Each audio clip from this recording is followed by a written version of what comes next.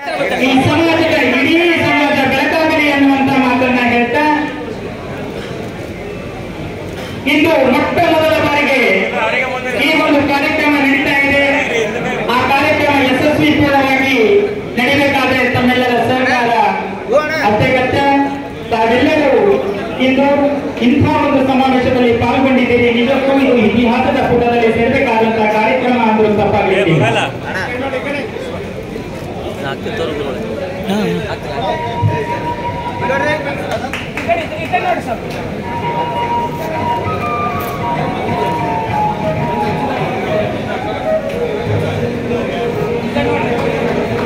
ಹಾಗೆಯೇ ಆತ್ಮೀಯ ಬಂಧುಗಳು, ಪುಷ್ಪಾಂಜಲಿಯನ್ನು ಅರ್ಪಿಸಿದಂತ ಎಲ್ಲ ಅತಿಥಿ ಗಣ್ಯಮಾನ್ಯರು, ಬಣಜಿಗ ಸಮಾಜದ ಎಲ್ಲ ನನ್ನ ಗೌರವಾನ್ವಿತ ಹಿರಿಯ ಬಂಧುಗಳಿಗೂ ಮಾಡಿಕೊಂಡು ಧನ್ಯವಾದಗಳನ್ನು ತಿಳಿಸ್ತೇನೆ. ಇಲ್ಲಿ ಬಣಜಿಗ ಸಮಾಜವನ್ನ ಕಟ್ಟಲಿಕ್ಕೆ ವೇದಿಕೆ ಮೇಲೆ ಇರ್ತಕ್ಕಂಥ ಎಲ್ಲ ಹಿರಿಯರನ್ನ ನಾವು ಮಾತನಾಡಿಸಿದಾಗ ಈ ಕಟ್ಟುವ ಪ್ರಯತ್ನ ಯಾವಾಗಲೂ ಮಾಡ್ತಾ ಇರಬೇಕಾಗಿತ್ತು. ಆದರೆ ಎಲ್ಲ ಅಡೆತಡೆಗಳು ಬಂದಿದ್ವು ಅಂತ ಹೇಳಿದ್ರು ಇವತ್ತಿನ ದಿವಸ ಅದು ಸಾಕ್ಷಿಯಾಗಿ ಕಣ್ಣಾರೆ ತಾವೆಲ್ಲರೂ ನೋಡಿದ್ದೀರ.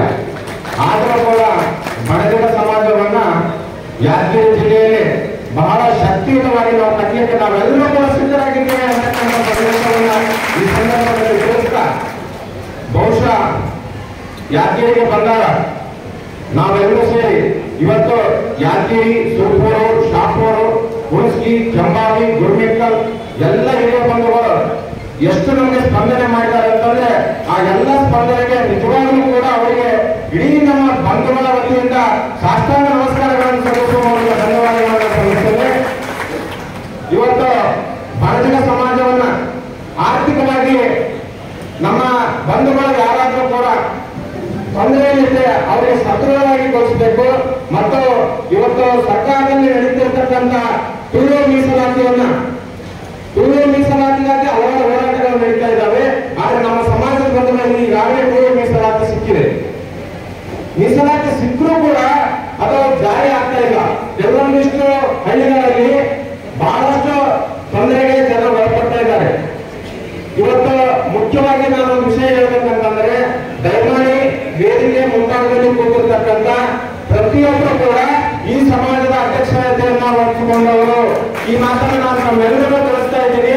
ಇನ್ನೂ ಹಲವಾರು ಗಣ್ಯರು ನಮಗೆ ವೇದಿಕೆ ಮೇಲೆ ಕೂರಿಸಲಿಕ್ಕೆ ಎಷ್ಟೊಂದು ಜನ ಗಣ್ಯರಿದ್ದಾರೆ ಅಂತ ನಾವು ನಿಜವಾಗ್ಲೂ ಕೂಡ ಒಂದು ಭಾವನಾತ್ಮಕವಾಗಿರ್ತಕ್ಕಂಥ ಶಕ್ತಿ ನಮಗೆ ಬಂದಿದೆ ಅಂತ ಈ ಸಂದರ್ಭದಲ್ಲಿ ಹೇಳ್ತಾ, ಇವತ್ತು ನಾವು ಹೆಸರು ಹೇಳಕ್ಕೂ ಆಗೋದಿಲ್ಲ.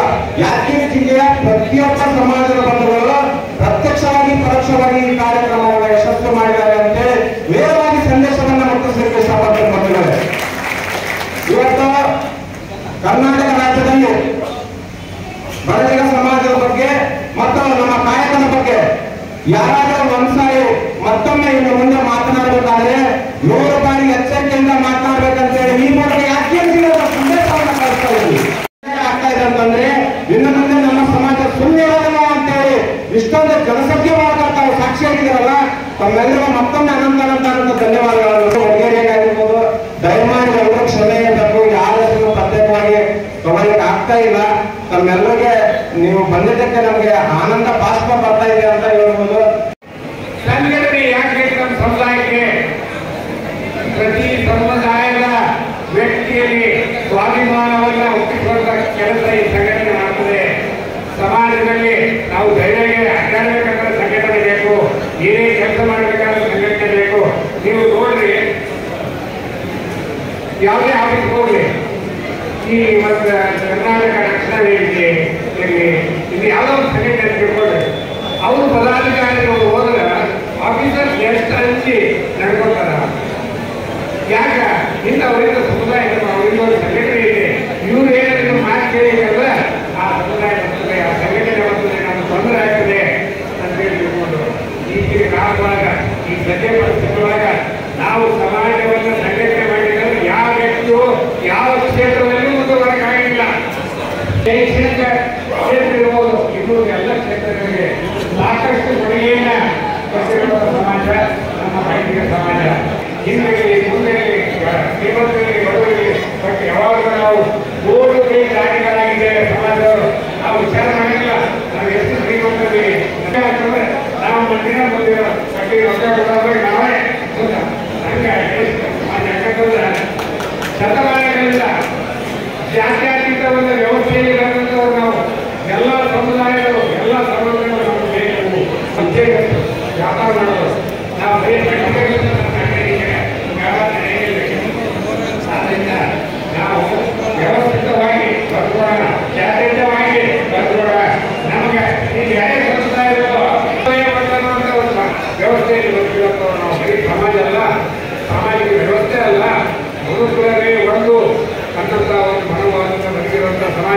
ಬಡಿಗೆ ಸಮಾಜ. ಆದ್ದರಿಂದ ನಾವು ಎಲ್ಲ ರೀತಿಯಿಂದ ಬಸವಣ್ಣನವರ ತತ್ವಗಳನ್ನು ಪರಿಪೂರ್ಣವಾಗಿ ಕೊಡುವಂಥ ಸಮಾಜ. ನಾವು ದಾಸೋಹ ಮಾಡೋದ್ರಲ್ಲಿ ಬಂದೀವಿ, ಕಾಯಕ ಮಾಡೋದ್ರಲ್ಲಿ ಬಂದಿವಿ. ಆದ್ದರಿಂದ ಮುಂದಿನ ದಿನಗಳಲ್ಲಿ ನಾವು ಸಂಘಟಿತರಾಗೋಣ, ಸ್ವಾಭಿಮಾನದಿಂದ ಬದುಕೋಣ. ನಮ್ಮ ಮುಂದಿನ ಪೀಳಿಗೆಗೆ ಒಳ್ಳೆಯ ಸಂಸ್ಕೃತಿ ಸಂಸ್ಕಾರವನ್ನು ಕೊಡುವಂಥ ವ್ಯವಸ್ಥೆಯನ್ನು ಪ್ರತಿ ಸಮಾಜ ವ್ಯಕ್ತಿ ಮಾಡಬೇಕು. ಅದರಿಂದ ಪ್ರತಿದಿನ ನಮ್ಮ ಮಕ್ಕಳು ಏನು ಮಾಡ್ತಾರ, ನೀವು ಎಷ್ಟೇ ಕಲಿಸಿರಲಿ, ಮನೆಗಾಗಿ, ಮನೆಯ ಹೆಣ್ಮಕ್ಕಳಿಗಾಗಿ, ಮನೆಯ ಮಕ್ಕಳಿಗಾಗಿ ಸ್ವಲ್ಪ ಸಮಯವನ್ನು ಕಡಿಮೆ ಸರ್ಕಾರಿ ಸೌಲಭ್ಯಗಳನ್ನು ಶಿಕ್ಷಣದಲ್ಲಿ ನಾವು ಪಡೆಯುವಂಥ ವ್ಯವಸ್ಥೆ ಆಗಿತ್ತು. ನೌಕರಿ ತಗೊಳ್ಳುವಾಗ ಎಲ್ಲರೂ ಇಲ್ಲಿ ಹೋಗಬೇಕು. ಕೆಲವು ಕಡೆ ತಹಸೀಲ್ದಾರ್ ಇರ್ಬೋದು, AC ಇರ್ಬೋದು, ಗೊತ್ತಾಗಿದೆ. ಅದನ್ನ ನೀವು ಸಂಘಟಿತವಾಗಿ ಹೋರಾಡಿದ ದೇಶಕ್ಕೆ ಗೊತ್ತಾಗ ಅವರಿಗೆ ಪ್ರಶ್ನೆ ಇಲ್ಲ. ಇನ್ನು ಸಂಘಟನೆ ಎರಡನೇ ಉದ್ದೇಶ ಅಂತಂದ್ರೆ ರಾಜಕೀಯವಾಗಿ ನಾವು ಮುನ್ನಡೆ ಬರಬೇಕು. ಯಾವುದೇ ಸಮಾಜದಲ್ಲಿ, ಯಾವುದೇ ವ್ಯವಸ್ಥೆಯಲ್ಲಿ ನಿಮ್ಮ ಕೆಲಸ ಆಗಬೇಕಂದ್ರೆ ರಾಜಕೀಯ ವ್ಯವಸ್ಥೆ ಬೇಕು. ನಮ್ಮವರು ಯಾವಾಗಲೂ ಸ್ಟೇಜಿನಾಗ ಸ್ಟೇಜ್ ಕಟ್ಟೋದು ನಾವು, ಸ್ಟೇಜ್ ರೊಕ್ಕ ಕೊಡೋದು ನಾವು, ಊಟ ಮಾಡ್ಸೋದು ನಾವು, ಹಿಂದಿರೋದು ನಾವು. ಅಂದ್ರೆ ಸ್ಟೇಜ್ನಾಗ ಬೇಕಲ್ಲ, ಅಡಿಕೆ ಮಾಡಬೇಕು, ಅದು ಬೇಡ. ನೀವು ಅಬ್ಸರ್ವ್ ಮಾಡಿರೋದು ಗುಲ್ಬರ್ಗ, ಯಾದಗಿರಿ, ರಾಯಚೂರು, ಕೊಪ್ಪಳ ಇವೆಲ್ಲ ಏನಾಗ್ತದೆ ರಾಜಕೀಯ ನಾವು ಲಿಂಗಾಯತ ಅಂತೇಳಿ ರಾಜಕೀಯ ಫಲಾವಧಿಗಳ ಆಗೋದು ಬೇರೆ. ಅದಕ್ಕೆ ಅಧಿಕಾರ ಬೇಕಾದಾಗ ನಾವೆಲ್ಲ ಲಿಂಗಾಯತ ಬರ್ತಪ್ಪ ಅಂತೇಳಿ ಅಧಿಕಾರ ಕೊಡ್ತಾವೆ. ಲೋಕಲ್ ಬಂದಾಗ ನಮ್ಮದೇ ಒಂದು ಸಮುದಾಯ ಅಧಿಕಾರ ರೊಕ್ಕ ಅವರಿಗೆ ಸಲ್ಬೇಕು. ಆ ವ್ಯವಸ್ಥೆ ಬರುತ್ತೆ ಯಾದಗಿರಿಯಾಗ, ಮೈಸೂರಾಗ. ಅದಕ್ಕೆ ರಾಜಕೀಯವಾಗಿ ಧೈರ್ಯವಾಗಿ ಮುಂದೆ ಬರ್ರಿ. ಅವ್ರು ಸಣ್ಣ ಎಲೆಕ್ಷನ್ ಇರಲಿ, ದೊಡ್ಡ ಎಲೆಕ್ಷನ್ ಇರಲಿ, ಸೋಲ್ ಹಾಕ್ಬೋದು, ಬಟ್ ಮುಂದಿರ್ಬೇಕು.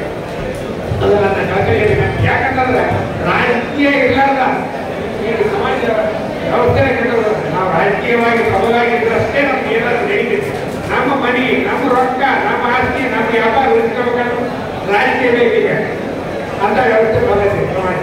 ಆದ್ರಿಂದ ದಯವಿಟ್ಟು ನೀವು ಶಿಕ್ಷಣಕ್ಕೆ ನಮ್ಮ ಮಕ್ಕಳಿಗೆ ಬೇರೆ ಇದು ತಗೋಬೇಕು, ನೌಕರಿ ಸಲುವಾಗಿ ಇದು ತಗೋಬೇಕು. ಈಗ ಸಮಯ ಭಾಳ ಆಗಿದೆ. ಎಲ್ಲರೂ ಪಾಟೀಲ್ ಆಗಿರೋದು ಆಗಿರ್ಬೋದು, ತುಮಕೂರು ಆಗಿರ್ಬೋದು ಬಂದು ಭೇಟಿ ಆಗೋದು. ಯಾಕೆ ಹೇಳ್ತಾ ಇದ್ದೇವೆ ಅಂತಂದ್ರೆ ಈಗ ಸ್ವಲ್ಪ ಯಾದಗಿರಿ ಹಿರಿಯರಿಗೆ ಸಂಪರ್ಕ ಮಾಡೋದು ಕಮ್ಮಿ ಆಗಿದೆ. ಹಿಂಗಾಗಿ ಏನಾದರೂ ಏನು ನಮ್ಮ ಬಲಿಜ ಸಮಾಜದ ಯುವಕರ ಕಡೆಯಿಂದ ಏನಾದರೂ ಮಿಸ್ಟೇಕ್ ಆದ್ರೆ ಅದನ್ನ ಯಾರು ಮನಸ್ಸಲ್ಲಿ ಇಟ್ಕೊಳ್ಳಾರ್ದಂಗ ಮಾತಲ್ ಸಹ ಪ್ರಾಧ್ಯಾಪಕರು PDA ಇಂಜಿನಿಯರಿಂಗ್ ಕಾಲೇಜ್ ಕಲಬುರಗಿ. ಬನಿಯ ಅಂದ್ರೆ ವ್ಯಾಪಾರಿಗಳು, ನಾವು ಬೆಳೆಸಿಗರು ಹೌದಾ ಅಂತ ಕೇಳೋದು. ಬನಿಯ ಅಂದ್ರೆ ನಮ್ಮಲ್ಲಿ ಕನ್ಸಲ್, ಬನ್ಸಲ್, ಮಿರ್ತಲ್, ಅಗರ್ವಾಲ್, ತೋಷ್ನಿವಾಲ್ ಇವರು ಒಂದು ಬಳಸಿಗರಾದ್ರೆ, ರಾಜಸ್ಥಾನದಲ್ಲಿ ಮಾರ್ವಾಡಿಗಳು, ಗುಜರಾತ್ ಬನಿಯಾ ಬೆಳೆದ ಇದ್ದೀವಿ. ಹೀಗೆ ಮಾತಾಡ್ತಾ ನಿಮ್ ಬಗ್ಗೆ ಕೇಳಿಲ್ಲ ಅಂತಂದ್ಬಿಟ್ರು. ಸರಿ, ನಿಮ್ಮ ಕೊಡುಗೆ ಏನದ ಅಂತ ಕೇಳಿದ್ರು. ಏನ್ ಕೊಡುಗೆ ಅಂತ ನಾನು ಕೇಳಿದೆ. ಅಲ್ಲ, ನಿಮ್ಮ ನ್ಯಾಷನಲೈಸ್ಡ್ ಬ್ಯಾಂಕ್ ಏನಾದ್ರು ಕೊಟ್ಟಿದೆ ಅಂತ ಕೇಳಿದ್ರು. ನಿಮ್ದು ಯಾವ್ದಾದ್ರು ದೊಡ್ಡ ಕಂಪನಿ ಅದೇ ಅಂತ ಕೇಳಿದ್ರು. ಯಾವುದೂ ಇಲ್ಲ. ದಮನ್, ರಾಧಾಕೃಷ್ಣ ದಮನ್ ಅಂತೇಳಿ, ದಮಾನಿ ಅಂತೇಳಿ ರಾಜಸ್ಥಾನದವರು ಇವತ್ತು ಡಿಮಾರ್ಟ್ ತೆಗೆದು ಅವನು ಪರ್ಸನಲಿ ಅಕೌಂಟ್ 1,800 ಕೋಟಿ ರೂಪಾಯಿ, 1,800 ಕೋಟಿ. ಅಲ್ಲ, ನೀವೇನ್ ಮಾಡಿರಿ ಅಂತ ಕೇಳಿದ್ರು. ನಾವಿಲ್ಲಿ ನೋಡ್ತೀವಿ ಕರ್ನಾಟಕದಾಗ ಶಣೈ, ಪೈ ಇವರೆಲ್ಲ ಸಿಂಡಿಕೇಟ್ ಬ್ಯಾಂಕ್ ಕೊಟ್ಟರು, ಕೆನರಾ ಬ್ಯಾಂಕ್ ಕೊಟ್ಟರು, ನೀವೇನ್ ಕೊಟ್ರಿ ಅಂತ ಕೇಳೋ. ಯಾವ ಇಂಡಸ್ಟ್ರಿ ಕೊಟ್ರಿ? ಇಲ್ಲಿ ತಮಿಳುನಾಡು ಮುತ್ತೂಟ್ ಫೈನಾನ್ಸ್ ಬಂತು, ಅನೇಕ ಶ್ರೀರಾಮ್ ಫೈನಾನ್ಸ್ ಬಂದಿದ್ದಾವೆ. ಬಿರ್ಲಾ ಇಲ್ಲಿ ಇದು ಹಾಕಿದ್ದಾನೆ, ಏನ್ ಹಾಕಿದ್ದಾನಪ್ಪ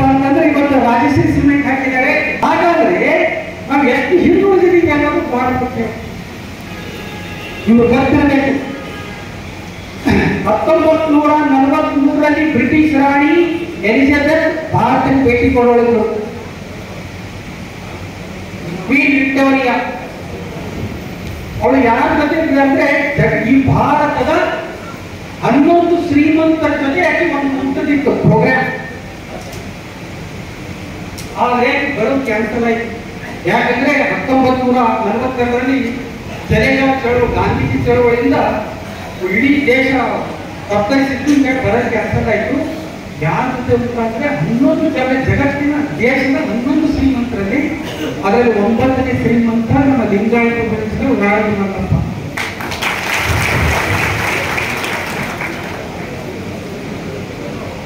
ಲಿಂಗಾಯತ ಬಣಿಸಿದ ಶರಣಪ್ಪನವರು ವಾರದ ಮಲ್ಲಪ್ಪ ಅವರು ತಮ್ಮದೇ ಆದ ಒಂದು ಟ್ರೈನ್ ಇತ್ತು.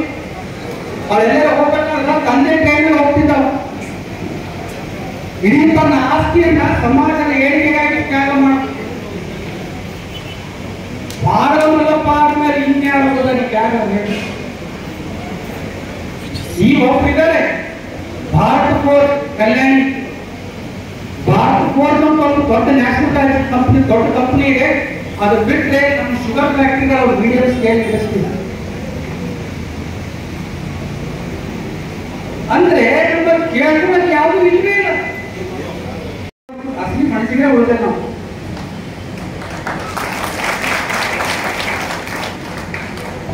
ನಾವು ಇಂದಿನ ಒಂದು ಜಾಗತಿಕ ಪೈಪೋಟ್ನಲ್ಲಿ ಕಂಪನಿ ಆಕ್ಟ್ಗಳು ತಿಳ್ಕೋಬೇಕಾಗಿದೆ. ಕಂಪನಿ ಆಕ್ಟ್ ಅಂತ ಸೇರಿಸ್ಕೊಂಡು ತರಬೇಕಾಗಿದೆ. ತಂದು ಲಿಮಿಟೆಡ್ ಕಂಪನಿಗಳು ಮಾಡಿ ನಮ್ಮದೇ ಒಂದು ಕಂಪನಿ ಇದ್ರೆ ನಾವು ಈ ಮಂದಿಗೆ ನೌಕರಿ ನಾವೇ ಕೊಡ್ತೇವೆ. ಆ ಒಂದು ಸಾಮರ್ಥ್ಯ ನಾವು ಯಾಕೆ ಬೆಳೆಸ್ಕೊಳ್ತಾ ಇಲ್ಲ?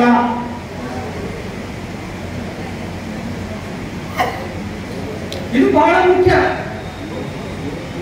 ನಾನೇಳ್ತದೆ ಒಂದು ಮಾತ್ರ ನಿಜ, ಈಗ ಆರ್ಗನೈಸೇಷನ್ ಮಾಡಿದಾಗ ಇವರೆಲ್ಲ ಇವ್ರು ನಿಜವಾಗ್ಲೂ ಜೋರಾಗಿ ತಪ್ಪಟ್ಟಾಗ್ತಾರೆ. ಇದು ಮಾಡಿ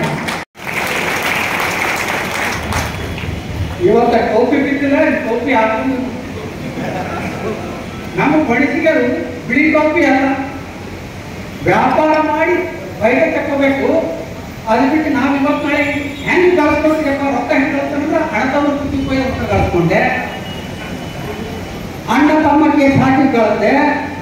ಲಗ್ನ ಹೆಂಗೆ ಮಾಡ್ಬೇಕಂದ್ರೆ ನನ್ನ ಮಗಳಿಗೆ ಹೆಂಗೆ ಕೊಡ್ಬೇಕಂದ್ರೆ ಒಬ್ಬರೇ ಮಗ ಇರಬೇಕು, ಅಥವಾ ನಾವು ಹೆಣ್ಣು ಹುಡುಕ್ಬೇಕಾದ್ರೆ ಒಬ್ಬಟ್ಟಿಗೆ ಮಾಡಬೇಕು, ಆಸ್ತಿ ಮಾಡಬೇಕು. ಎಂತ ವಿಚಾರ ಹೊರತು ನಾವು ರೊಕ್ಕ ಹೆಂಗೆ ಕಳಿಸ್ಬೇಕು, ನಾವು ಹೆಂಗೆ ಬಳಸಿಗೆ ವಿಚಾರ ಮಾಡ್ತಾನೆ ಇಲ್ಲ. ಇದು ಬಹಳ ಗಂಭೀರವಾದ ವಿಷಯ. ನಾವು ಒಮ್ಮೆ ವ್ಯಾಪಾರಿ, ನಮ್ಮ ಉದ್ಯೋಗ ವ್ಯಾಪಾರಿ ವ್ಯಾಪಾರ ಮಾಡಿದ್ರೆ ಎಷ್ಟು ಅವ್ರು ಕೇಳೋದು ಎಪಿ ಇರ್ತಾರೆ ಕೇಳೋದ ಬಣಿಸಿಗರ ಮೇಲೆ ಯಾರು ಕ್ಯಾಸ್ಟ್ ಮತ್ತೆ ಕೇಳೋದ. ನಾವು ಲಿಂಗಾಯತಂದು ಬಸವಣ್ಣನ ಕ್ಯಾಸ್ಟ್ ಕೇಳೋದು ನೋಡ್ರಿ. ಬಸವಣ್ಣನವ್ರು ನಾಚಿ ಕೊಡ್ತದಂತು. ನಾನು ಬಸವಣ್ಣದ ಲೈಕ್ ಆಗಿ ಏನಿರ್ತ ಅವ್ರು ಹೇಳ್ತಾರೆ, ಡೆಲ್ಲಿ ಒಳಗೆ ಎಪಿ ಇರ್ತಾರೆ ಹೇಳ್ತಾರೆ, ಕಾಯಕ ಬೇಕಾಗಿಲ್ಲ. ಕಾಯಕ ಬೇಕಾಗಿಲ್ಲ ಅಂತಂದ್ರೆ ದುಡಿದು ಮ್ಯಾನ್ ಬರೋಂಥವ್ರು ನೀವೇ ಹಿಂದುಳಿದ್ರೆ ಹೆಂಗ ಅಂತ ಕೇಳೋದು. ನಾವು ದುಡಿಯೋದು ಬರ್ತಿಲ್ಲ, ಟೋಪಿ ಹಾಕಬೇಕಾಗಿದೆ. ನಾವು ವ್ಯಾಪಾರದಲ್ಲಿ ಮುಂದುವರಿಬೇಕು. ಈಗ ಇನ್ನ ಒಂದೇ ಒಂದು ಉದಾಹರಣೆ ಕೊಡ್ತೇನೆ. ನಾನು ಏನು ಅಂದ್ರೆ ಗುಲ್ಬರ್ಗಾದಲ್ಲಿ ಯಾರಿಗೇನು ಅದೇ ಆಗ್ಯಾವ, ಹುಬ್ಬಳ್ಳಿ ಒಳಗೆ ಅದೇ ಆದ್ರು, ನನಗೆ ಹುಬ್ಬಳ್ಳಿ ಒಳಗೂ ಅದೇ ಆದ್ರು, ಹೆಸರು ಸರ್ ಬರ್ತದೆ. ಅಲ್ಲಿನೂ ಸಮಾವೇಶಕ್ಕೆ ಹೋದಾಗ ಗುಲ್ಬರ್ಗಾಗ ನಾವು ಸೂಪರ್ ಮಾರ್ಕೆಟ್ ಹೋಗ್ಬೇಕಾದ್ರ ಅವ್ರು ಏನ್ ಹೇಳ್ತಾರೆ ಅಂದ್ರೆ ಸೂಪರ್ ಮಾರ್ಕೆಟ್ ಅಲ್ಲ, ಲಿಂಗಾಯತ್ ಮಾರ್ಕೆಟ್ ಅಂತಿದ್ರು. ಎಲ್ಲ ಬಟ್ಟೆ ದುಕಾನ್ಗಳು ಲಿಂಗಾಯತರುವೆ, ಅದು ಕಿರಾಣಿ ದುಕಾನ್ ಲಿಂಗಾಯತರುವೆ, ಅಂದ್ರೆ ಬಣಿಸಿಗರುವೆ. ಈಗ ಒಬ್ಬರು ಹುಡುಗರು ಬ್ಯಾಟ್ರಿ ಹಾಕಿ ಅದೆಲ್ಲ ಬ್ಯಾಟ್ರಿ ಹಾಕಿ ಇವಾಗ ಕಿರಾಣಿ ಬಟ್ಟೆನ ಬರೇ ರಾಜಸ್ಥಾನಿ ಮಾರವಾಡಿಗಳು ತುಂಬೇರ. ಎಲ್ಲಿ ನೋಡಿ ರಾಜಸ್ಥಾನಿ ಮಾರವಾಡಿಗಳು ಹೇಳ್ತಿರ್ಬೇಕು. ನಮ್ಮ ಹಿರಿಯರು ಹೇಳೋದು, ನಾವು ಯಾರ ಜೊತೆ ಪೈಪೋಟಿ ನಿಲ್ಲೋದಿಲ್ಲ ಅಂತ. ನಮ್ಗೆ ಪೈಪೋಟಿ ಬೇಕಾಗಿಲ್ಲ. ನಮ್ಮ ಏನು ನಾವು ಎಲ್ಲಿ ಹುಡುಕಿದ್ದೀವಿ ಅದು ತಿಳ್ಕೊಬೇಕಾಗಿಲ್ಲ. ಧರ್ಮದರ್ಶಿ ವೀರೇಂದ್ರ ಹೆಗ್ಡೆ ಅವರು ಹೇಳ್ತಾರೆ, ನಮ್ಮ ಧರ್ಮಸ್ಥಳವು ಒಂದು ದಿನದ ಇನ್ಕಮ್ 7 ಲಕ್ಷ ರೂಪಾಯಿ. ಒಂದು ದಿನ ಇನ್ಕಮ್ 7 ಲಕ್ಷ ರೂಪಾಯಿ. ಅದರಲ್ಲಿ 65% 65% ಲಿಂಗಾಯತ ದುಡ್ಡು ಅಂತ ಹೇಳಿ ಏನ್ ಕಾಳೆ ಹೊಡಿತೀರಿ ಅಪ್ಪ.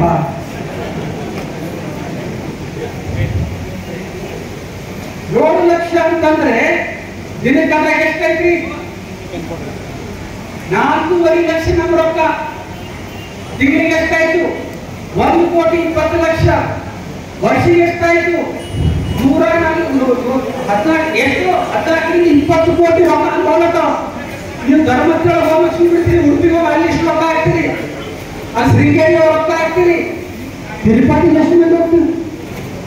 ತಿರುಪತಿಗೆ ಎಷ್ಟು ಹೋಗ್ತೀವಿ? ಹೇಳಿ ಕೈಗತ್ರಿ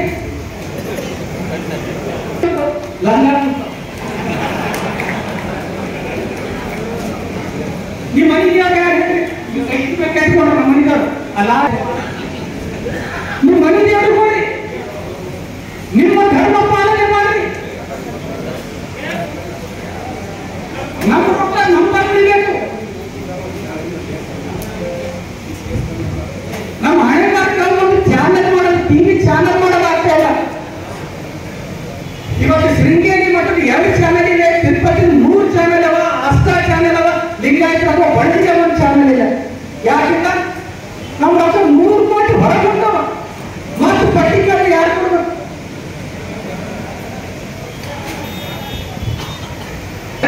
ಹೊರಗೆ ಹೋಗ್ತದ. ಈಗ ಎಲ್ಲ ಈ ನಿಟ್ಟಿನಲ್ಲಿ ನಾವು ವಿಚಾರ ಮಾಡಬೇಕಾಗಿದೆ. ಈ ನಿಟ್ಟಿನಲ್ಲಿ ವಿಚಾರ ಮಾಡಿ ಇನ್ನು ಮೇಲಿಂದ ನಮ್ಮ ಧರ್ಮವನ್ನು ಬಿಟ್ಟು ನಾವು ಸೆಳೆದ ಇದು ಕೂಡ ತೋರಿಸಬೇಕಾಗಿದೆ. ಆಡಿಟ್ ಆಗಬೇಕು, ಮತ್ತೆ ಸೋಷಿಯಲ್ ಆಡಿಟ್ ಆಗಬೇಕು. ನಮ್ಮ ಜನಾಂಗ ಎಷ್ಟು ಜನ ಜಾಬ್ ಸಿಗಲ್ಲ, ಆಡಿಟ್ ಸಿಕ್ಕಾಗಿ ಇಷ್ಟು ಜನ ನೌಕರಿ ಮಾಡುತ್ತಾರೆ, ಇಷ್ಟು ಜನ ಬಿಸ್ನೆಸ್ ಮಾಡುತ್ತಾರೆ, ಇಷ್ಟು ಜನ ಗೊತ್ತಾಗ್ತದೆ. ಇಷ್ಟು ಜನ ವ್ಯಾಪಾರ 100 ಮಂದಿಯಾಗ 20 ಮಂದಿ ವ್ಯಾಪಾರ, 100 ಮಂದಿ ಒಳಗೆ ಇಷ್ಟು ಮಂದಿ ಜಾಬ್ ಮಾಡ್ತಾರ, ಇಷ್ಟು ಮಂದಿ ಇದು ಮಾಡ್ತಾರ. ಇನ್ನು ಮ್ಯಾಚ್ ಬರಬೇಕಾದ್ರೆ ಏನ್ ಮಾಡ್ಬೇಕು ಅನ್ನೋದನ್ನು ವಿಚಾರ ಮಾಡಬೇಕಾಗಿದೆ. ನಾವು ಈ ಆಡಿಟ್ ಮಾಡುವಾಗ ಮಾತ್ರ ನಾವು ಮಾತಾಡೋದು. ನೌಕರಿ ಸಿಕ್ಕ ಸರ್, ಸರ್ಕಾರಿ ನೌಕರಿ. ಈ ನಮ್ಮ ಆವರಣದ ಸದಾಶಿವ ಮಾಸ್ಟರ್ ಅಂತ ರಿಟೈರ್ಡ್ ಆಗಿದೆ, 80 ವರ್ಷ ಆದ್ರೂ ಏನಪ್ಪಾ ಅಂದ್ರೆ ಪೆನ್ಷನ್ ಕೊಟ್ಟಿರ್ತದೆ. ಆದ್ರೆ ಹೊಸ ಜಾಬ್, ಗೌರ್ಮೆಂಟ್ ಜಾಬ್ಗಳಿಗೆ ಪೆನ್ಷನ್ ಇಲ್ಲ. ಮತ್ತೆ ನಾವು ಉದ್ಯೋಗಿಗಳಾಗಬೇಕು. ನಮ್ಮ ನಿಜ ಬಡಜಿಗತ್ತನ್ನು ತೋರಿಸಬೇಕಾಗಿದೆ. ಇವತ್ತು ಅದನ್ನ ಹೇಳ್ಬೇಕಾಗಿದೆ ನಾವು. ಅದಕ್ಕೆ ಒಂದು ಸಮಾಜ ನಾನು ಹೆಸರು ತಗೋಬಾರ್ದು. ಅವ್ರು ವರ್ಷ ಆ ಊರಾಗ ಎಷ್ಟು ಮಂದಿ ಬಣಸಿಗಾರಿದ್ದಾರೆ ನಾ ಹೇಳ್ತೇನೆ. ನಿಮ್ದು ಆಡಿಟ್ ರಿಪೋರ್ಟ್, ವರ್ಷ ಆಡಿಟ್ ರಿಪೋರ್ಟ್ ಎಷ್ಟಾಗ್ತದೆ ಎಲ್ಲ ಕ್ಯಾಲ್ಕುಲೇಟ್ ಮಾಡಬೇಕು. ಈಗ ಉದ್ಯಮಿಗಳಿಗೆ ವರ್ಷ 10 ಕೋಟಿ, ಇವರು 2 ಕೋಟಿ, ಇವರು 3 ಕೋಟಿ, 4 ಕೋಟಿ, ಇವೆಲ್ಲ ಸೇರಿದಾಗ ನಮ್ಮ ಬಿಸ್ನೆಸ್ ಎಷ್ಟಿದೆ ಅಂದ್ರೆ ಗಣಿತ ಸಮಾಜ ಬರೀ 25-40 ಕೋಟಿ ಆಗಪ್ಪ ಅಂತ. ಅದಕ್ಕೆ ದಯವಿಟ್ಟು ಇನ್ನು ಮೇಲಿಂದ ನಾವು ಬೇರೆ ಜೊತೆ ಪೈಪೋಟಿ ನಿಲ್ಬಾರ್ದು. ಪೈಪೋಟಿ ಅವ್ರ ಸಂಗತಿ ಜಗಳ ಏನ್ ಮಾಡ್ತಿದ್ರು? ಒಂದು ಸಮಾಜ ಇನ್ನೊಂದು ಸಮಾಜ ಜೊತೆ ಜಗಳ ಆಡಬಾರ್ದು. ನಾವು ಏನ್ ಮಾಡ್ಬೇಕಪ್ಪ ಅಂದ್ರೆ, ನಾವು ಯುದ್ಧ ಮಾಡಬೇಕಾದ್ರೆ ನಮ್ಮಲ್ಲಿ ಅಷ್ಟು ಶಕ್ತಿ ಬೇಕು. ಇವತ್ತು ಅಮೆರಿಕ ಜೊತೆ ಯುದ್ಧ ಮಾಡ್ತೀವಿ ಅಂತಂದ್ರೆ ಸಾಧ್ಯ ಇಲ್ಲ. ಅಮೆರಿಕ ಜೊತೆ ಮಾತಾಡ್ತೀವಿ ಅಂದ್ರೆ ಹೆಂಗೆ? ಅದೇ ರೀತಿ ನಾವು ಸಶಸ್ತ್ರ ಆಗಬೇಕು, ನಾವು ಶಕ್ತಿಶಾಲಿ ಆಗ್ಬೇಕಾದ್ರೆ ಏನಾಗಬೇಕಾಗಿರ್ತದೆ? ನಾವು ಬಡಜಿಗರಾಗಿ ನಾವು ಉದ್ಯೋಗಿಗಳಾಗಬೇಕು, ಉದ್ಯಮಿಗಳಾಗಬೇಕು. ಇದು ನಮ್ಮ ಗುರಿ ಇಟ್ಕೋಬೇಕು. ಯಾಕಂತಂದ್ರೆ ನಿಮ್ದು ಕಾನೂನುಗಳು ಏನಿಲ್ಲ, ಬರೀ ದಾಖಲೆಗಳು ಲಿಂಗಾಯತ ನೀವು ಕೇಳಿದ್ರೆ ಇಂಗ್ಲಿಷ್ ಮೇಲೆ ಶೈವ ವೀರಶೈವ ಹಿಂದೂ ಅಂತ ಹೇಳಿ ಚಟ್ಟ ನಡೆಸಿತ್ತು. ಆದರೆ ಭಾರತ ಸರ್ಕಾರದ ದಾಖಲೆ ಕಾನೂನಲ್ಲಿ ಕೈಗೆ ಲಿಂಗಾಯತ ಅಂತಿದೆ. ಏರ್ಪಡಿಸಿದಂಥ ಈ ಸಮಾರಂಭದಲ್ಲಿ ಇಷ್ಟೆಲ್ಲ ಜನ ನೀವು ಬರ್ತೀರಂತ ದರ್ಶನ ಕೂಡ ನೆನೆಸಿದ್ದೀರ. ಇವತ್ತು ಎಲ್ಲರೂ ಯಾದಗಿರಿ ಜಿಲ್ಲೆಯ ಸಮಸ್ತ 6 ತಾಲೂಕುಗಳಿಂದ ತಾವೆಲ್ಲರೂ ಬಂದಿದ್ದೀರಿ. ಹಿರಿಯರು ಬಂದಿದ್ದೀರಿ, ಯುವಕರು ಬಂದಿದ್ದೀರಿ, ಇಬ್ಬರು ಬಂದಿದ್ದೀರಿ. ಒಂದು ವೇಳೆ ವೇದಿಕೆ ಮೇಲೆ ಆಸೀನರಾಗಿರ್ತಕ್ಕಂಥ ಬಣಜಿಗ ಕ್ಷೇಮಾಭಿವೃದ್ಧಿ ಸಂಘದ ನಿಕಟಪೂರ್ವ ಅಧ್ಯಕ್ಷರು ಇಬ್ಬರು ಶಿವಪ್ರಸಾದ್ ಅವರೇ, ಸೇನೆಯವರೇ ಹಾಗೂ ಈಗ ಇಲ್ಲಿ ತಗೋಬೇಕ ಭಾಳ ಕಷ್ಟ ಆಗ್ತದೆ ಮತ್ತು ಬಿಡೋದೇ ಭಾಳ ಚಲೋ ಮತ್ತು ತಗೊಂಡು ಮಾಡ್ತೀವಿ ಅಂತಕ್ಕಂಥ ಮಾಡ್ಕೊಳ್ತದೆ. ಅದರಲ್ಲಿ ಲಿಂಗಾಯತ ಮನಸ್ಸಿಗೆ ಸಂಬಂಧಿಸಿದ ಪ್ರಮುಖ ಗಣ್ಯ ವ್ಯಕ್ತಿಗಳೇ, ಸರ್ಕಾರಿ ಸಂಸ್ಥೆಗಳಲ್ಲಿ ಅಧಿಕಾರವನ್ನು ಪಡೆದಂಥ ಅಧ್ಯಕ್ಷರುಗಳೇ ಮತ್ತು ಎಲ್ಲ ಈ ಹಳ್ಳಿಗಳಿಂದ ತಾಲೂಕುಗಳಿಂದ ಬಂದಂಥ ನಮ್ಮ ಲಿಂಗಾಯತ ಸಮಾಜದ ಅಧ್ಯಕ್ಷರುಗಳೇ, ಅದಕ್ಕಿಂತ ಹೆಚ್ಚಾಗಿ ಅಭಿಮಾನಿ ಬಂಧುಗಳಿದ್ದವರೇ, ಎಲ್ಲ ನನ್ನ ಬಡದಿಗ ಸಹೋದರರೇ ಮತ್ತು ಯಾರಾದರೂ ಸಂಘಟನೆ ಮತ್ತು ಜಾಗೃತಿಗೊಳಿಸ್ತಕ್ಕಂಥ ಒಂದು ಧ್ಯೇಯವನ್ನು ಇದು ನನ್ನ ಕನಸಾಗಿತ್ತು. ನಾನು ಸುಮಾರು 2003-4 ಇಸವಿಯಿಂದ ಈ ಪ್ರಯತ್ನವನ್ನು ಮಾಡ್ತಾ ಬಂದಿದ್ದೆ. 2006 ಇಸವಿಯಲ್ಲಿ ಮೊಟ್ಟ ಮೊದಲಿಗೆ ವೀರಶೈವ ಸಮಾಜದಲ್ಲಿ ನಮ್ಮ ಬಣಜಿಗ ಸಮಾಜವನ್ನು ಪ್ರತ್ಯೇಕವಾಗಿ ನಾನು ಯಾತ್ರೆಯಲ್ಲಿ ರಿಜಿಸ್ಟ್ರೇಷನ್ ಮಾಡಿ ಬೋರ್ಡ್ ಹಾಕಂತ ಒಂದು ದಿಟ್ಟತನವನ್ನು ನಾನು ತೋರಿದ್ದೆ. ಅಂದ್ರೆ ಇದು ಯಾರ ಜೊತೆ ಪೈಪೋಟಿ ಅಥವಾ ಅವ್ರ ಸಂಘಟನೆ ನಾವೇನಪ್ಪ ಅಂದ್ರೆ ಕಾಂಪಿಟೇಷನ್ ಮಾಡ್ತಕ್ಕಂಥ ಒಂದು ದುರುದ್ದೇಶ ಇರಲಿಲ್ಲ. ನಮ್ಮ ಸಮಾಜ ನಮ್ಮ ಬಾಂಧವರನ್ನ ಒಂದುಗೂಡಿಸ್ಬೇಕು, ಅವ್ರಿಗೆ ಜಾಗೃತಿ ಮೂಡಿಸ್ಬೇಕು. ಪ್ರತಿ 10 ವರ್ಷ 15 ವರ್ಷಕ್ಕೊಮ್ಮೆ ಏನಪ್ಪ ಜನರೇಷನ್ ಚೇಂಜ್ ಆಗ್ತಾ ಇರ್ತದೆ.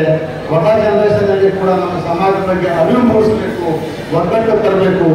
ಕಾಲಘಟ್ಟದಲ್ಲಿ ರಾಜಕೀಯವಾಗಿ ಶೈಕ್ಷಣಿಕವಾಗಿ ಪ್ರಗತಿಪರ ದೃಷ್ಟಿಯಿಂದ ಏನಪ್ಪ ಸಾಕಷ್ಟು ಬದಲಾವಣೆಗಳು ಬರ್ತಾ ಇರ್ತವೆ.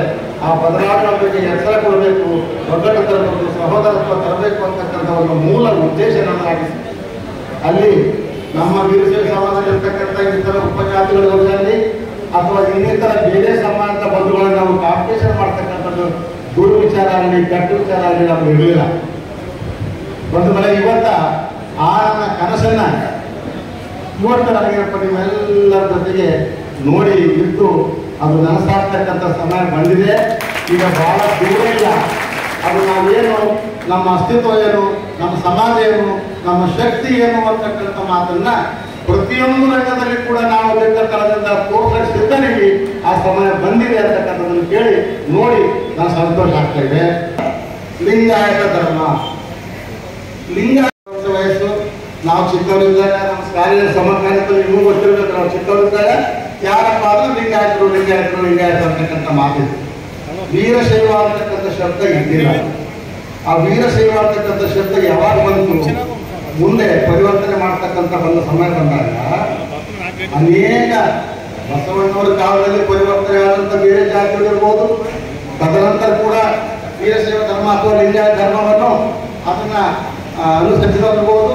ಅವೆಲ್ಲರೂ ಬಂದ ಮೇಲೆ ಏನಪ್ಪ ಅಂದ್ರೆ ದೊಡ್ಡ ಮಠಾಧೀಶರು ಕಲ್ತು ಇರ್ಕೊಂಡು ವೀರಶೈವ ಧರ್ಮ ಅಂತಕ್ಕಂಥ ಹೆಸರು ಕೊಟ್ಟರೆ ಮೂಲ ನಮ್ಮ ಧರ್ಮ ಲಿಂಗಾಯತ ಧರ್ಮ. ಆ ಲಿಂಗಾಯತ ಧರ್ಮ ಬಂದಾಗ ಕೂಡ ಇನ್ನೂ ನಾವು ಒಳಗೋದಾಗೇನಪ್ಪ ಅದ್ರ ಮೂಲ ಪುರುಷರು ನಾವು ಲಿಂಗಾಯತ ಮಾಡಿದ್ದಾರೆ. ನಾವು ಅದ್ರ ಮೂಲ ಪುರುಷರು ನಾವು ಲಿಂಗಾಯತ ಮಾಡಿದ್ದೇವೆ. ಬೇರೆ ಬೇರೆಯಿಂದ ಬಂದಂತೂ ಅಲ್ಲ. ಬೇರೆ ಬೇರೆಯಿಂದ ಬಂದಂತ ಸಲುವಾಗಿ ವೀರಶೈವ ಅಂತ ಹೆಸರನ್ನ ಹೆಸರು ಇಡಬೇಕಾಯ್ತು. ಇರಲಿ, ಇದು ತಪ್ಪೇನಾಗಿಲ್ಲ. ಒಂದು ಕೂಡದು ಒಂದು ಧರ್ಮವನ್ನ ದೊಡ್ಡ ಮಾಡ್ತಕ್ಕಂಥ ಪ್ರಯತ್ನ. ಇವತ್ತು ಕ್ರಿಶ್ಚಿಯನ್ ಕಮ್ಯುನಿಟಿ ನೋಡ್ತೀವಿ, ಇಸ್ಲಾಂ ಕಮ್ಯುನಿಟಿ ನೋಡ್ತೀವಿ. ಅವರ ಧರ್ಮವನ್ನು ಬೆಳೆಸಬೇಕು, ಜಾಗತಿಕವಾಗಿ ಬೆಳೆಸಬೇಕಾದ ದೃಷ್ಟಿ ಮೇಲೆ ಬದಲಾವಣೆ ಯಾವ ಧರ್ಮದಿಂದ ಬರಲಕತ್ತಿ ಅಂತ ನೋಡೋದಿಲ್ಲ. ನಮ್ಮ ಧರ್ಮ ಸ್ವೀಕಾರ ಮಾಡ್ತಕ್ಕಂಥ ಬೆಳೆಸ್ತಕ್ಕಂಥ ಪ್ರಯತ್ನ ಮಾಡ್ತಾರ. ಅದೇ ರೀತಿ ಕೂಡ ನಮ್ಮ ಲಿಂಗಾಯತ ಧರ್ಮ ಕೂಡ ಬೆಳೆದು ಇವತ್ತು ವೀರಶೈವ ಧರ್ಮ ಅಂತ ಆಗಿರಬಹುದು. ಇರಲಿ, ಆದ್ರೆ ಒಂದು ಇಲ್ಲಿ ನಾವು ಮೂಲ ಲಿಂಗಾಯತರು ವೀರಶೈವರ ಮೂಲ ಧರ್ಮದ ಗುಣಾದಿಗಳು ಅಂತಕ್ಕಂಥದ್ದು ನಾವು ಯಾವ ಮಾಡಬಾರ್ದು. ಇದು ಬಹಳ ಅವಶ್ಯಕತೆ ಇದೆ. ನಾವೇ ಅದರ ಮೂಲ ಗುಣಾದಿ, ನಮ್ಮನ್ನು ಬಿಟ್ಟು ಯಾವ ವೀರಶೈವ ಧರ್ಮ ಇಲ್ಲ. ದುರ್ದೈವ ಇವತ್ತೇನಾಗ್ತಾ ಇದೆ, ನಮ್ಮಲ್ಲೇ ಯಾವುದೋ ಸ್ವಾರ್ಥಕ್ಕಾಗಿ, ಯಾವುದೋ ಒಂದು ತಮ್ಮ ಸ್ವಂತ ಇಚ್ಛೆಕ್ಕಾಗಿನೋ, ಸ್ವಾರ್ಥದೇ ತಪ್ಪೇನಿಲ್ಲ, ನಮ್ಮಲ್ಲೇ ಉಪಜಾತಿಗಳು ಒಳಗಾಗ್ತಾ ಇದೆ. ಉಪಜಾತಿಗಳು ಈಗ ಉದಾಹರಣೆ ನೋಡಿ, ಮನಸ್ಸಿನ ಜಾತಿ ಇರ್ಬೋದು. ನಾವು ಏನು ಕೇಳಿ, ನಾವು ಏನು ಹೇಳಿ ನಾವು ದೀಕ್ಷಾ ಲಿಂಗಾಯತ, ಆದಿ ಲಿಂಗಾಯತ, ಶೀಲವಂತ, ಪಂಚಮ ಲಿಂಗಾಯತ ಇಂಥವೆಲ್ಲವೂ ಸೇರಿ ನಾವೇನಪ್ಪ ಅಂದ್ರೆ ಬಣಜಿಗರಾಗಿದ್ದೀವಿ ನಾವು. ಬಣಜಿಗರ ಶಬ್ದ ಇದು ಡೈವರ್ಷನ್ ಆದದ್ದು. ಇಲ್ಲಿಂದ ಸಂಸ್ಕೃತದಿಂದ ವಾಣಿಜ್ಯ, ವ್ಯಾಪಾರ, ಉದ್ಯೋಗ ಮಾಡ್ತಕ್ಕಂಥ ನಮ್ಮ ಧರ್ಮ ಇದು. ನಮ್ಮ ಧರ್ಮ ಮೂಲ ನಮ್ಮ ಕಸುಬು ಬೇರೆ ಬೇರೆ ಕಸುಬು, ತುಂಬಾರಿಕೆ ಇರ್ಬೋದು, ಇನ್ನೊಂದಿರ್ಬೋದು, ಟೇಲರಿಂಗ್ ಇರ್ಬೋದು, ವ್ಯಾಪಾರ ಜಾಸ್ತಿ ಮೂಲ ನಮ್ಮದು. ಅಲ್ಲೇ ಶೆಟ್ರು ಅಂತ ನಮ್ಮದು. ಅಂದ್ರೆ ಒಕ್ಕಲತನ ನಾವು ಇಲ್ಲ ಅಂತ ಅರ್ಥ ಅಲ್ಲ, ಒಕ್ಕಲತನ ನಾವು ಇಲ್ಲ ಅಂತ ಅರ್ಥ ಅಲ್ಲ, ನಮ್ಮ ಬರಬೇಕು. ಅದ್ರ ಜೊತೆಗೆ ನಮ್ಮ ವ್ಯಾಪಾರಗಳು ಕೂಡ ನಾವು ಇತ್ತು. ಹೀಗಾಗಿ ವಾಣಿಜ್ಯ ಶಬ್ದದಿಂದ ನಾವು ಪಟ್ಟಿಗಳಾಗಿ ಬಂದಿದ್ದೀವಿ. ಮಡ್ರಾಸ್ ತಮಿಳುನಾಡಲ್ಲಿ ಈಗಲೂ ಕೂಡ ನಮ್ಮ ಬಡಜಿಗರಿಗೆ ವೀರ ಬಡಜಿಗಳು ಅಂತ ಅಲ್ಲಿ ಕೂಡ ವಿಶ್ಲೇಷಣೆ ಮಾಡ್ತಾರೆ.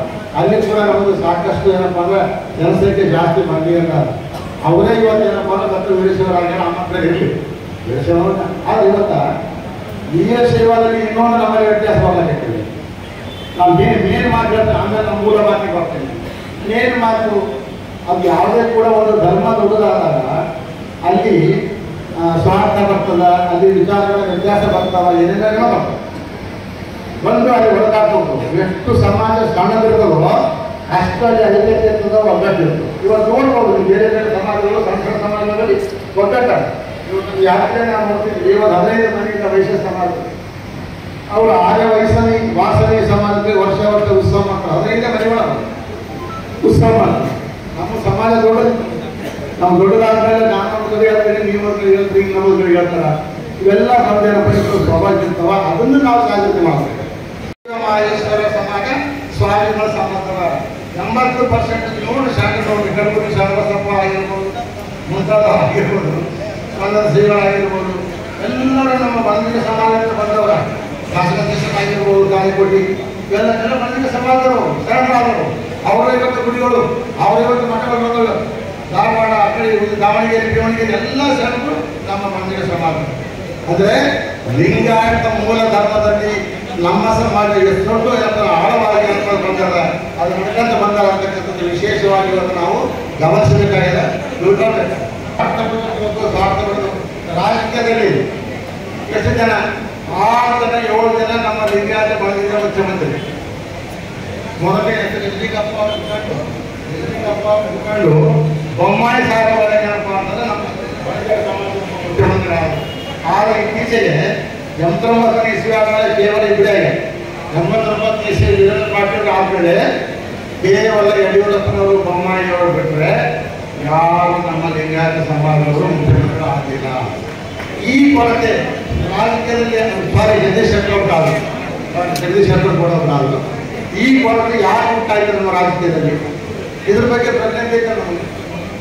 ಇದ್ರ ಬಗ್ಗೆ ನಾವು ಆಳವಾಗಿ ವಿಚಾರ ಮಾಡಬೇಕಾಗ್ತದೆ. ಮತದಾರ ನಾವು ಮನಸ್ಸು ಮಾಡಿದ್ರೆ ಯಾವ ಸರ್ಕಾರ ಬೇಕಾ ಸರ್ಕಾರ ತರಬಹುದು, ಯಾವಾಗ ಬೇಕಾದ್ರೆ ಸರ್ಕಾರ ಇಳಿಸಬಹುದು. ಆ ಶಕ್ತಿ ನಮ್ಮಲ್ಲಿ.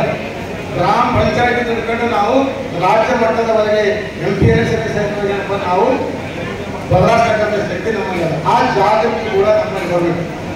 ಈ ಎಲ್ಲ ಒಂದು ಶಕ್ತಿಗಳ ಸಲುವಾಗಿ ಹೋರಾಟ ಮಾಡಬೇಕಾದ್ರೆ ಯುವಕರಲ್ಲಿ ಒಂದೇ ಭಾವನೆ ಬರಬೇಕಲ್ಲಿ. ಇವತ್ತು ನ್ಯೂಸ್ ಏನಪ್ಪ, ನಮ್ಮ ರಾಜ್ಯದಲ್ಲಿ ಬೇರೆ ಬೇರೆ ಸಮಾಜದವರು ಕೂಡ ಮಂತ್ರಿಗಳು ಮುಖ್ಯಮಂತ್ರಿಗಳಾಗ್ತಾರೆ.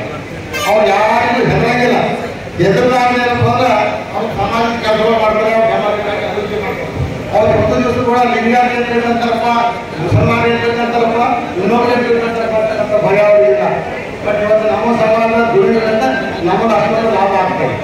ಇವ್ರಿಗೆ ಏನಾಗ್ತದೆ, ನಮ್ಮ ಸಮಾಜಕ್ಕೆ ಸಂಬಂಧಪಟ್ಟಂತ ಕೆಲಸಗಳು ಮಾಡಿದಾಗ ಎಲ್ಲಿ ಬೇರೆ ಜನ ನಮ್ಗೆ ಅಪರಾಧ ಕೊಡ್ತಾರೆ ಅಂತಕ್ಕಂಥ ಭಯ ನಮ್ಗೆ ಇರಬಲ್ಲದ. ಅದನ್ನ ನಾವು ಕೂಡ ಲಿಂಗಾಯತ ಸಮಾಜದ ನೀಡುವ ಮಟ್ಟಕ್ಕೆ ಹೋಗಿ ನಾವು ಮುಗಿಸ್ಬೇಕು. ಭಯ ಬರಬಾರ್ದು. ನಾವು ನಿಮ್ಮಿದ್ದೀವಿ, ನಾವಿದ್ದೇ ಇಲ್ಲ ಅಂತಕ್ಕಂಥ ಮಾತನ್ನ ಜಿಲ್ಲಾ ಮಟ್ಟದಲ್ಲಿ ಈಗೇನು ಆಗಿದೆಯಲ್ಲ, ಇಷ್ಟೊಂದು ಜನ ಬಂದದ್ದು ನೋಡಿ ನಮಗೆ ಬಹಳ ಖುಷಿಯಾಗಿದೆ, ಧೈರ್ಯ ಬಂದದ ಅಂತ ಹೇಳಿದ್ರು. ಆಮೇಲೆ ಇನ್ನೊಂದು ಕಾರ್ಯಕ್ರಮ ನಡಿಬೇಕಾದ್ರೆ ಸ್ವಲ್ಪ ವಿದ್ಯುತ್ ಹೆಚ್ಚು ಕಡಿಮೆ ಆಯ್ತು, ಅವಾಗ ಲೇಟ್ ಆಯ್ತು. ಆದ್ರೆ ಯಾರು ಅದುಗಾಡಲಿಲ್ಲ, ಎಲ್ಲರೂ ಕುಂತರು. ಇವತ್ತು ಸಂಘಟನೆ ಎಲ್ಲಾ ಕಡೆಯಿಂದ ಎಲ್ಲಾ ಜಾತಿಯಿಂದ ಸಮಾವೇಶ ಆಗ್ತಾ ಇದೆ. ಎಲ್ಲಾ ಜಾತಿಯವರು ಒಗ್ಗಟ್ಟಿದಾರ. ಅದಕ್ಕೆ ನಮ್ಮ ಜಾತಿಯವರು ಯಾಕೆ ಮಾಡ್ತಾ ಇಲ್ಲ ಅಂತ ಒಂದು ಹೊರಗಿತ್ತು. ಇವತ್ತೇನು ಯುವಕರು ಎಲ್ಲರೂ ಕೂತ್ಕೊಂಡು ಹಿರಿಯರು ಎಲ್ಲರೂ ಮಾಡಿದಾರಲ್ಲ, ಅದಕ್ಕೆಲ್ಲರ ಸಹಕಾರ ಅದ, ಎಲ್ಲರೂ ಬಂದಾರ. ಮುಂದೆ ದಿನಮಾನಗಳಲ್ಲಿ ನಾನೇನ್ ಹೇಳ್ತೀನಿ ಅಂದ್ರೆ, ನೀವು ಪ್ರತಿ ಹಳ್ಳಿಗೆ ತಾಲೂಕಾಧ್ಯಕ್ಷ ಮಾಡ್ರಿ, ಪ್ರತಿ ಹೋಬಳಿ ಮಾಡ್ರಿ. ಯಾಕಂದ್ರೆ ಕೆಲವೊಂದು ಕಡೆ ನಾವು ಮುನ್ಸಿಪಲ್ ಅದನ್ನು ಕೇಳಿದೆ, ನೀವು ಯಾಕೆ ಬರಲಿಲ್ಲ ಅಂತ. ನಮ್ಗೆ ಯಾರು ರೀಚ್ ಆಗಿಲ್ಲ ಅಂತ. ಆದ್ರೂ ಶಿವರಾಜ್ ಕೆಂಕೇರವ್ರು ಬಂದಿದ್ರು, ಮುನ್ಸಿಪ್ ಬಂದಿದ್ರು, ಗದ್ದಲ್ಬಾರ್ ಹೋಗಿದ್ರು, ಪರ್ಸೆಂಟೆಲ್ಲ ಕೇಳಿದೆ, ಬಂದಿಲ್ರಿ ಅಂತಂದ್ರೆ ಆಯ್ತಪ್ಪ, ಅವ್ರಿಗೆ ಪಾಪ ಗೊತ್ತಾಗಿಲ್ಲ. ಇನ್ನು ಮುಂದೆ ಪ್ರತಿಯೊಬ್ಬರಿಗೆ ತಾಲೂಕು ವೈಸ್ ಮಾಡ್ತಾರ, ಹೋಬಳಿ ವೈಸ್ ಮಾಡ್ತಾರ. ಮಾಡಿದಾಗ ಒಂದು ಕರೆ ಕೊಟ್ಟಾಗ ಎಲ್ಲರೂ ಬರ್ತಕ್ಕಂಥ ಕೆಲಸ ಮಾಡ್ತಾರೆ.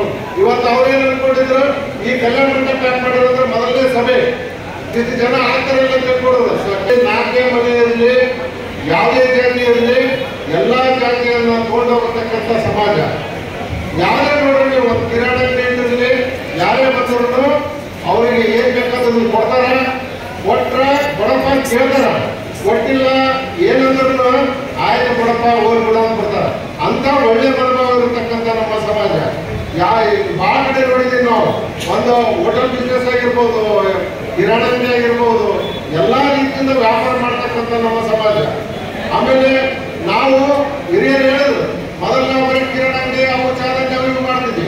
ಕಾಲ ಬದಲಾಗಿ ಅಪ್ಡೇಟ್ ಆಗ್ಬೇಕು. ನಾವು ಮುನ್ನೂರು ನಾವು ಧೈರ್ಯ ಮಾಡಿ ನಾವು ಬೇರೆ ಬಿಸ್ನೆಸ್ ಮಾಡ್ತೀವಿ. ನಾವು ಯಾವ್ದಾದ್ರು ಶೋರೂಮ್ ಮಾಡ್ಬೋದು, ಸ್ಟೀಲ್ ಅಂಗಡಿ ಮಾಡ್ಬೋದು, ಬಂಗಾರ ಅಂಗಡಿ ಮಾಡ್ಬೋದು, ಏನೇನೋ ಸಾಕಷ್ಟು ಇವತ್ತು ಹೊಸ ಹೊಸ ಯುವಕರು ಮಾಡ್ತಾನೆ ಇದ್ದಾರೆ. ಅವ್ರ ಹಳೆಬರಿಗೆ ಅದು ಗೊತ್ತಿತ್ತು, ಅದು ಮಾಡಿದ್ರು. ನಾವು ಮುಂದೆ ಹೊಸದು ಮಾಡೋಣ. ಆಮೇಲೆ ರಾಜಕೀಯವಾಗಿ ನಾವು ಬೆಳಿಬೇಕಾದ್ರೆ ನಾವು ಸ್ವಲ್ಪ ಸಮಾಜದ ಆಧಾರದ ಅನ್ಕೊಳ್ಳೋದು ಅಲ್ಲ. ನಾವು ಧೈರ್ಯವಾಗಿ ಯಾವಾಗ ಮುನ್ನುಗ್ತೀವಿ, ಏನ್ ಮಾಡ್ಬೇಕು. ಇವತ್ತಿನ ಕಾಲದಲ್ಲಿ ಅಸಾಧ್ಯವಾದ ಯಾವುದೂ ಇಲ್ಲ.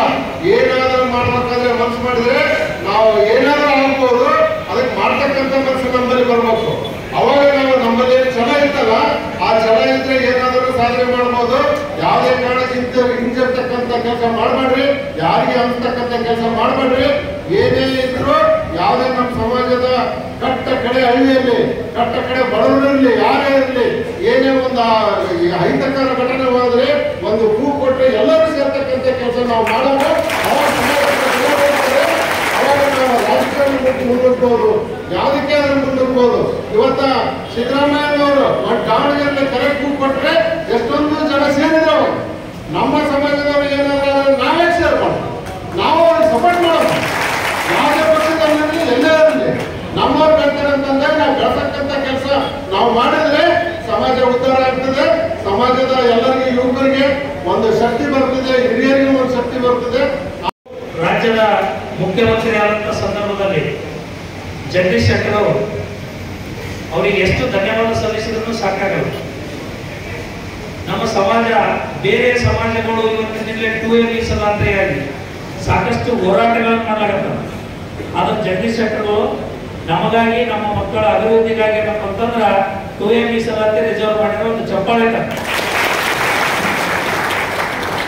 2A ಮೀಸಲಾತಿ ನಮ್ಗೆ ಸಿಕ್ಕದ, ಆದ್ರೆ ಅದ್ರ ಬಗ್ಗೆ ನಮ್ಗೆ ಯಾರೇನು ಮನವರಿಕೆ ಇಲ್ಲ. ಇವತ್ತು ಈ ಸಮಾವೇಶದ ಮುಖಾಂತರ 2A ಮೀಸಲಾತಿ ಅದ್ರ ಬಗ್ಗೆ ನಾವು ಯಾವ ರೀತಿ ಅದರ ಉಪಯೋಗವನ್ನು ಪಡೆದುಕೊಳ್ಬೇಕು ಅನ್ನೋದನ್ನ ನಾವು ಅದ್ರ ಬಗ್ಗೆ ಆಲೋಚನೆ ಮಾಡಬೇಕು. 2A ಮೀಸಲಾತಿ ಇವತ್ತಿನಲ್ಲೇ ನಮ್ಮ ಮಕ್ಕಳ ಒಂದು ವಿದ್ಯಾಭ್ಯಾಸಕ್ಕಾಗಿ ವಿವಿಧ ಒಂದು ಸವಲತ್ತುಗಳು, ಸರ್ಕಾರದ ಸವಲತ್ತುಗಳು, ಒಂದು ಅನುಕೂಲತೆ ಪಡೆದುಕೊಳ್ಳಲು 2A ಮೀಸಲಾತಿ ನಮಗೆ ಬಹಳ ಅವಶ್ಯಕತೆ. ಈ ಸಮಾವೇಶ ಒಂದು ಯಶಸ್ವಿಯಾಗ್ಯದ. ಈ 2A ಮೀಸಲಾತಿ ಬಗ್ಗೆ ನಾವೆಲ್ಲರೂ ಅದು ಯಾವ ರೀತಿ ಡಿಕ್ಲೇರ್ ಮಾಡ್ಕೋಬೇಕು, ಮುಂದಿನ ಸಮಾಜದ ಮುಖಂಡರು ಬೇರೆ ಯಾವುದೋ ಮಾತನಾಡೋಣ.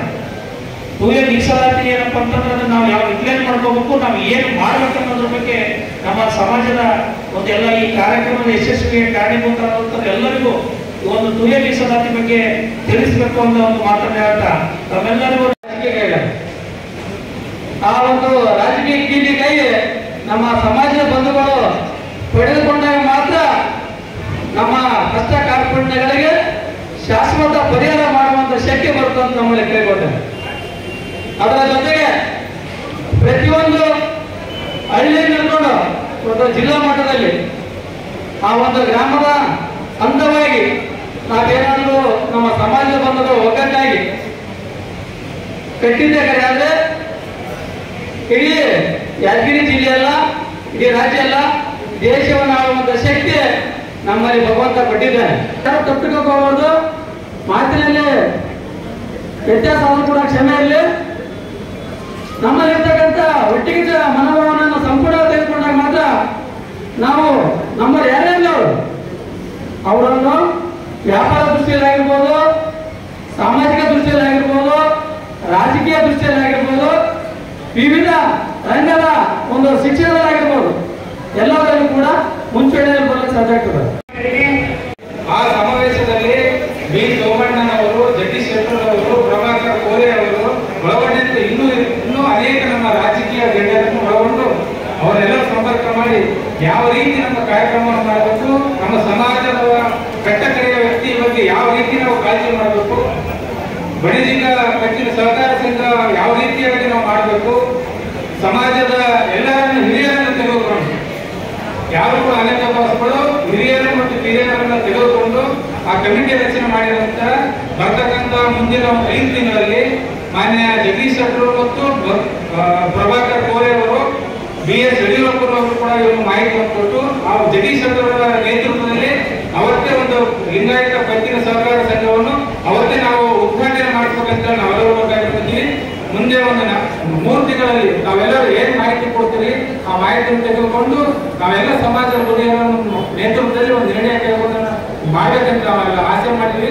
ತಮ್ಮೆಲ್ಲ ಸಹಕಾರ ಈ ಸಮಾಜದ ಎಲ್ಲರ ಮೇಲೆ ಇರಲಿ ಅಂತ ತಾವೆಲ್ಲ ಕೇಳ್ಕೊಂಡು ದಂಡಿತ ಸರ್ಕಾರವರು ಇನ್ನಿತರು ಎಲ್ಲರೂ ಹೇಳಿದ್ರು. ನಾ ಏನು ಹೆಚ್ಚಿಗೆ ಹೇಳಕ್ಕೆ ಇಷ್ಟಪಡಲ್ಲ.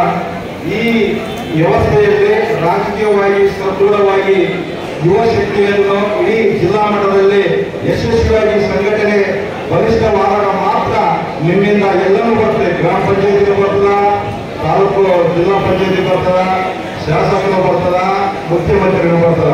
ನಮ್ದೇನಾಗ ಪಟ್ಟಿ ಕೊಡಕ್ಕಷ್ಟೇ ಸಮಾಜ ನಮ್ಮ ಹೆಸರು ಹೇಳಿಕೆ ಬಳಸಿಕೊಂಡ್ರು. ನಾನೇನು ಹೆಚ್ಚಿಗೆ ಹೇಳಕ್ಕೆ ಇಷ್ಟಪಡಲ್ಲ. ನಾನು ಕೂಡ ಜಿಲ್ಲಾ ಮಟ್ಟದಲ್ಲಿ ಈಗ ಸತತ 8 ವರ್ಷದಿಂದ ಕೂಡ ನಾನು ನಮ್ಮ ಜಿಲ್ಲಾ ಬಡಜಿಗೆ ಮತ್ತು ಪಂಚಮಸಾಲಿ ಸಮಸ್ತ ಸಮಾಜ ರಕ್ತ ಸಂಬಂಧಿಗಳಾಗಿ ಇವತ್ತು ಹೋರಾಟದಲ್ಲಿ ಸಕ್ರಿಯವಾಗಿ ಪಾಲ್ಗೊಂಡಿದ್ದೇನೆ. ಪ್ರತಿ ಹಳ್ಳಿಯಲ್ಲೂ ಕೂಡ ಸಮಾಜದ ಸಮಸ್ಯೆಗಳಾದಾಗ ಇವತ್ತು ನಮ್ಮ ರಾಜಕೀಯ ವ್ಯಕ್ತಿಗಳು ಜಗದೀಶ್ ಶೆಟ್ಟಿ ಇರ್ಬೋದು, ವಿನಯ್ ಅಣ್ಣ ಇರ್ಬೋದು, ಲಕ್ಷ್ಮೀ ಬಳಗರು ಪ್ರತಿ ಮೂಲೆಯಲ್ಲೂ ಕೂಡ ನಮ್ಮ ಸಮಾಜಕ್ಕೆ ಅನ್ಯಾಯ ಆದಾಗ ಒಂದು SP ಕಾಲ್ ಹಿಡ್ಕೊಂಡು DC ಕೂಡ ರಾತ್ರಿ 12 ಗಂಟೆಗೆ ಫೋನ್ ಕಾಲ್ ಎತ್ತಿ ಸಮಸ್ಯೆಯನ್ನು ಬಗೆಹರಿಸಿದಂತ ನಮ್ಮ ಸಮಾಜ ಸದೃಢವಾಗಿದೆ. ಯಾಕಪ್ಪ ಅಂದ್ರೆ ಮುಂಬೈ ಕರ್ನಾಟಕದಲ್ಲಿ ನಮ್ಮ ಪಂಚಮಸಾಲಿ ಅಂತಾರೆ, ಅವರು ಕೂಡ ಅತ್ಯಂತ ಯಶಸ್ವಿಯಾಗಿ ಮಾಡಿದ್ರು. ಮೊನ್ನೆ ನಾವು 3 ತಿಂಗಳ ಜಗದೀಶ್ ಶೆಟ್ಟಿ ಸಾಹೇಬರಲ್ಲಿ ನಮ್ಮ ನಿಯೋಗ ಹೋಗಿದ್ದೀವಿ. ಒಂದೇ ಹೇಳಿದ್ರು, ಸಮಾಜ ಸದೃಢವಾದಾಗ ನಿಮ್ಮಲ್ಲಿ ಎಲ್ಲ ಅಧಿಕಾರ ಬರ್ತದ. ಅಧಿಕಾರ ಎಲ್ಲ ಏನು ಮಾಡೋಕ್ಕಾಗಲ್ಲ, ಕರೆಂಟ್ ಹೋಗ್ತದ, ಎಲ್ಲೋ ಹೋಗ್ತದ. ಯಾಕೆ ಹೋಗ್ತಪ್ಪ ಅಂದ್ರ ಸದೃಢವಾಗಿರಿ, ನೀವು ಬಲಿಷ್ಠರಾಗಿರಿ. ಬಲಿಷ್ಠರಾಗಬೇಕಪ್ಪ ಅಂದ್ರೆ ಯುವ ಶಕ್ತಿ ಇರೋರು. ನಮ್ಮ ಸಮಾಜ ಏನಪ್ಪ ಅಂದ್ರೆ ಎಲ್ಲರೂ ತೊಗೊಂಡ ಶಕ್ತಿ ಅಲ್ಲ. ನೀವು 2 ಮನೆ ಇರಲಿ, ಎಲ್ಲ ಗುರು ಹಿರಿಯರನ್ನು ತಗೊಂಡು, ಸ್ವಾಮೀಜಿಗಳನ್ನು ತಗೊಂಡು, ಎಲ್ಲ ಸಮಾಜ ವೀರಶೈವ ಸಮಾಜ ತಗೊಂಡಂತ ಶಕ್ತಿ ಯಾರಾದ್ರೂ ಬಂದಿದ್ರೆ ಅದು ಬಲಿಗ ಸಮಾಜದಿಂದ ಹೇಳಕ್ಕೆ ಇಷ್ಟಪಡ್ತದೆ. ಫಂಕ್ಷನ್ ಮಾಡ್ಬೇಕಂತ ತಂದಿದ್ರು, ನೀವು ಇಷ್ಟು ಜನ ಬರ್ತಾರ ಅಂತ ಗೊತ್ತಿದ್ದಾರೆ, ಇನ್ನೂ ದೊಡ್ಡ ಹಿಡಿದಿದ್ರು. ಆರು ನಮ್ಮಲ್ಲಿ ಎಲ್ಲರೂ ಒಂದು ಬರ್ತಾರೋ ಬರಂಗಿಲ್ಲ. ಇದು ಇನ್ನ ಕೆಲವೊಂದು ಜನ ಎದಕ್ಕೆ ಬಂದಿಲ್ಲ ಅಂತಂದ್ರೆ ಅಲ್ಲಲ್ಲಿ ಊರಾಗ ಕೆಲವು ಊರಾಗ ಕೆಲವು ತಾಲೂಕಿನಾಗ ಅವ್ರು ಹೆಂಗ್ ಕಂಡಾರ ಅಂತಂದ್ರ ನಾವಿಲ್ಲಿ ಓದಿಲ್ಲ ಅಂತಂದ್ರ ನಾವೇನಾದ್ರು ಮತ್ತೆ ಬೇರೆ ಕಣ್ಣಿಗೆ ನಾವು ತಪ್ಪು ಕಾಣ್ತೀವೇನೋ ಮತ್ತೆ ಇದಾಗ್ತೀವೇನೋ